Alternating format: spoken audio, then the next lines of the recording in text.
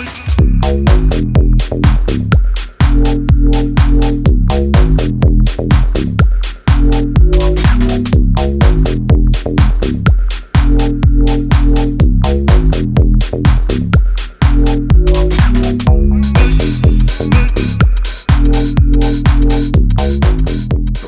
guys, DJ Ravine here. And this is DJ Cotts. We've got the brand new Pioneer DJS-1000 here. Yeah, absolutely awesome unit, and we only managed to get our hands on it yesterday. Yep, we're going to do a little first look on it. So, what was your first opinion on your first look? I want one. It's a pretty cool unit. An absolutely awesome unit. It's just, you look at it in the same form factor as the CDJ and it just makes sense.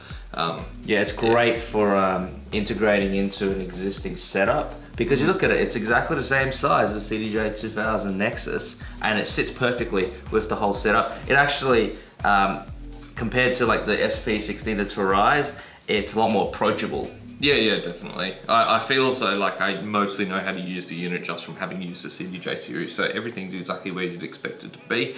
And this contains a ridiculous amount of features after I spent probably an hour diving into it. Yeah.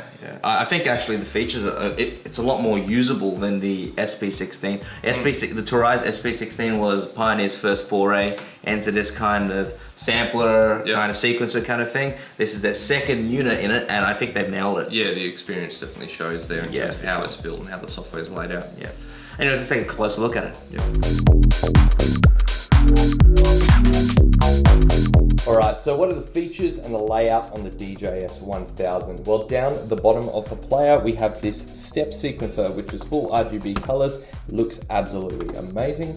Going up the player a little bit in the middle, we don't have a jog wheel. We've got these amazing 16 full RGB performance pads. They feel really good to use, and that's obviously a really striking difference on this player. On the left hand side of the unit, we have an FX section where you can control a number of FX and the timing of it with this touch strip.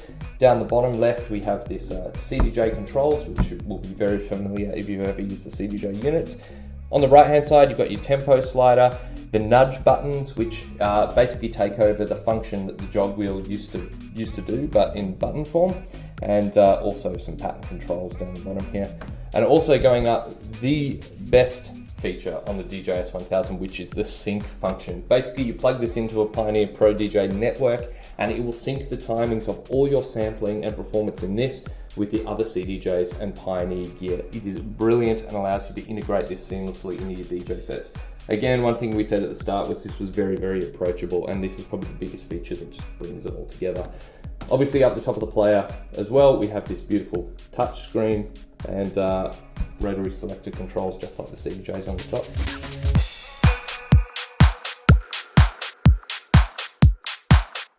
Here's an example of something really simple and fun you can do on the DJS-1000.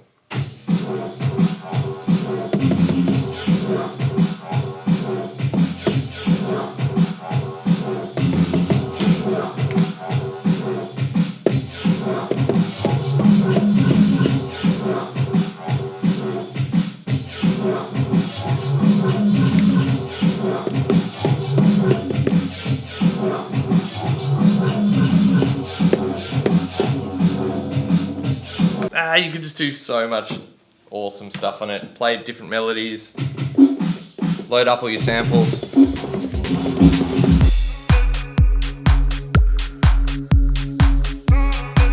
So one of the most important things about this unit is the screen. The whole unit revolves around the screen. It's where you get all your selections and your options from, and there's a lot to do there. So let's go take a look. So opening a project is really simple. Just press the project button, open internal, which is the internal memory on this. It's got a lot of projects built in. We're just gonna open up a project here, and there is all your samples loaded up, 16 samples right there. Now there's a lot to go through, so we're just gonna go through the most important things. If you tap on any of the samples, tap it twice, it'll take you into this page here, which shows you all your sample options that you can do. Now you can change the playback here. If you tap that twice, what this does is it lets you change where the sample will start from and where it will end. So if we're gonna make the sample end a little bit earlier, for example, we can make it a little bit longer here as well. You can do the same thing for the start and the finish as well. Next up, we've got the amp envelope. This one is pretty straightforward as well. You can change the attack and the release. If anyone of you guys uses Ableton or FL Studio, you'll know exactly what that is. We've also got effects here as well. You can choose between your different types of effects. You just go select effect and you can choose something like delay, for example. And then you got these 6 knobs here, which change based on what screen you've got it on. It basically changes the parameters. So this knob here will change the mix ratio, and then now we've got delay. And you've also got LFO if you want to change the little wobble effects. Next up, we've also got mixer. If you press mixer here, you can actually have your whole 16 channel mixer. You've got a channel for each sample, and then you can individually change the levels of them with these knobs at the bottom here, which is really, really cool. You can also change the pitch and the panning as well. Next up, you've also got the full sequencer. If you press sequence there, you can actually see the whole step sequence. If you press play, you can actually see it. You can see it move forward, which is crazy. And on top of that, you can quantize all your hits as well. You can turn quantize off, and you can even change it to triplets if you wanted to. There's so much more to this device. I mean, the more that you use it, the more things that you discover about this. It's just something that you really got to use and get really hands-on with.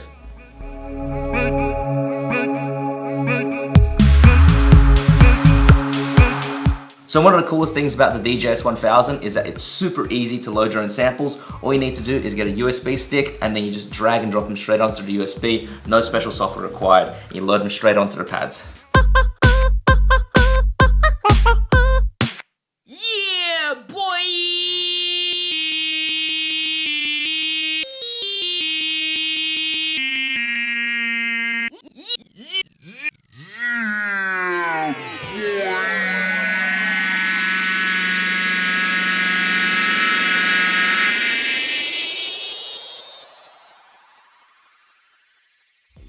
So one of the coolest features on the DJS-1000 is the ability to sample live. You can use a microphone or any other audio source to get samples into the player as you're playing on the unit. It's awesome for beatboxing or live sampling. All you need to do is press the sampling button at the top of the player here, and then find a free slot to record audio in.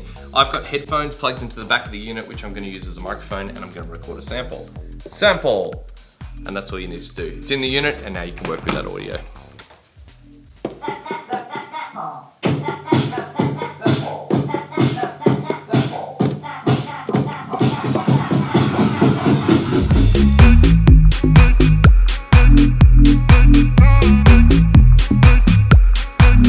So by far the best thing about the DJS-1000 is how easily it integrates into Pioneer's CDJ workflow. You can incorporate this into your sets even if you're not really familiar with the whole controller style of player. So using sync, I'm going to play a pattern on here, and I'm just going to mix it over. Pretty simple.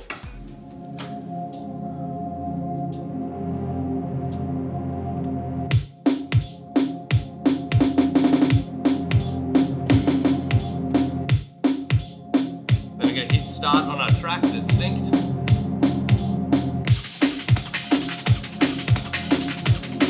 It'll follow the tempo, so I can speed it up or slow it down.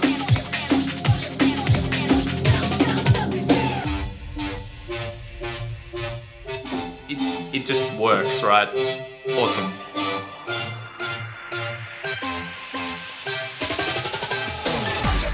Alright, so I hope you guys enjoyed our little first look onto DJS-1000. Yeah, absolutely awesome. You know, I really want one. So cool, hey? Yeah, I know. And unfortunately, they're back ordered at the moment because of the demand for them, so I'm not going to be able to get one for a while, but yeah. Well, you know, there's only one unit here, and that's going home with me, so yeah.